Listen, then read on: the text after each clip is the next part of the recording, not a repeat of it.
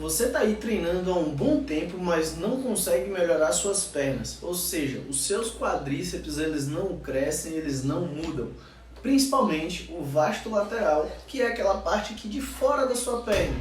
Então aquela parte que fica próxima ao joelho. Eu queria te dizer que existem alguns motivos para isso estar acontecendo e nesse vídeo é justamente isso que eu vou te mostrar. Se vocês ainda não me conhecem, meu nome é João Batista e aqui no canal a gente fala sobre musculação voltado para melhoria estética. Vamos entender agora o que pode estar acontecendo para que, mesmo você treinando e querendo evoluir esse grupamento muscular que são seus quadríceps, isso não está acontecendo. Primeiro ponto, amplitude de movimento. Pessoal, se a gente quer ter quadríceps bem desenvolvidos, principalmente essa parte mais distal, então essa parte aqui próxima do joelho, que é o vasto lateral, a gente vai precisar de boas amplitudes de movimento.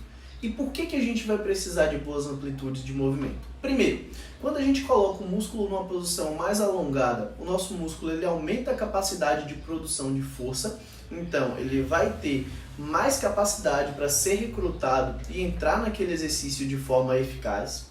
Segundo, a gente precisa entender que o quadríceps ele tem uma outra partezinha ali, ele é dividido, digamos assim. Então a gente tem vasto lateral, vasto medial, reto femoral e vasto intermédio. E aí, o reto femoral, ele também está na articulação do quadril, ele cruza ali. Então quando a gente faz amplitudes não tão boas, a gente acaba dividindo bastante esse trabalho entre a parte do reto femoral e a parte que está lá mais próxima dos joelhos.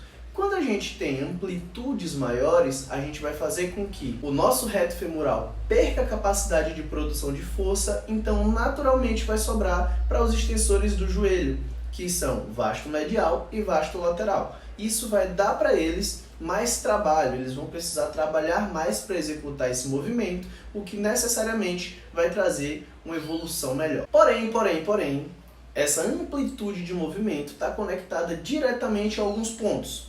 Esses pontos são mobilidade articular, excesso de peso e alguns encurtamentos. E aí a gente vai elucidar e clarear tudo isso aqui direitinho para que vocês consigam entender melhor. Primeiro, mobilidade articular. Quando a gente pensa em agachamento, a gente tem que entender que o nosso tornozelo e o nosso quadril vão precisar estar em bons graus de liberdade de movimento.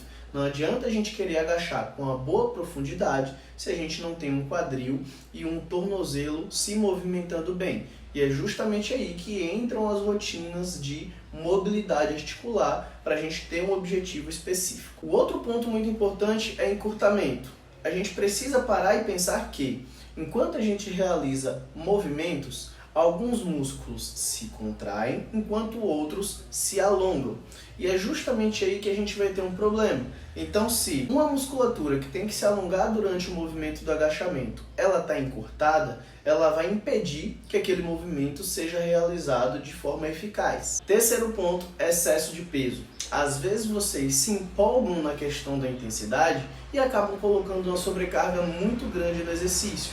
E aí vocês acabam não fazendo uma amplitude muito boa por conta de sobrecarga, indo ali até só 90 graus ou muitas vezes nem até 90 graus vocês chegam. Então, partindo desse princípio e lembrando do princípio de recrutamento e ativação, não vai ser tão interessante quando a gente pensa em hipertrofia, principalmente dos vastos laterais e mediais. Um outro ponto que vocês cometem muito erro, principalmente vocês mulheres, e isso já tem literatura mostrando pra gente, é treinar submáximo.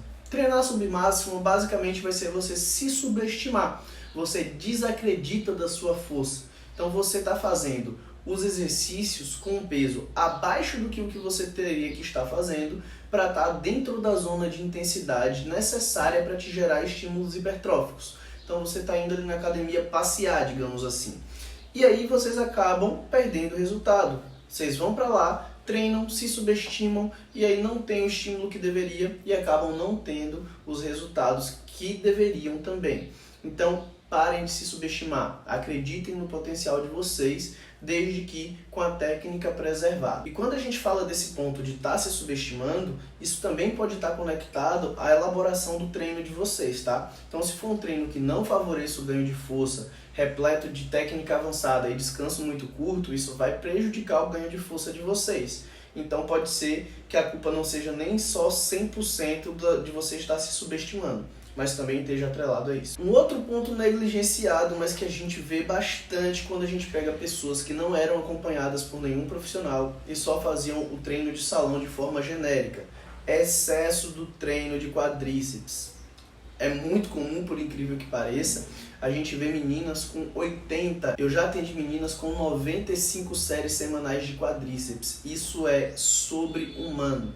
Nem atletas hormonizados que vivem para isso chegam a fazer 95 séries semanais de um grupamento muscular. Na verdade, eu estou para te dizer que isso é humanamente impossível se você estiver treinando dentro da zona de intensidade adequada. Então, esse excesso de treino, esse excesso de volume de treino também vai fazer com que você tenha sua progressão prejudicada.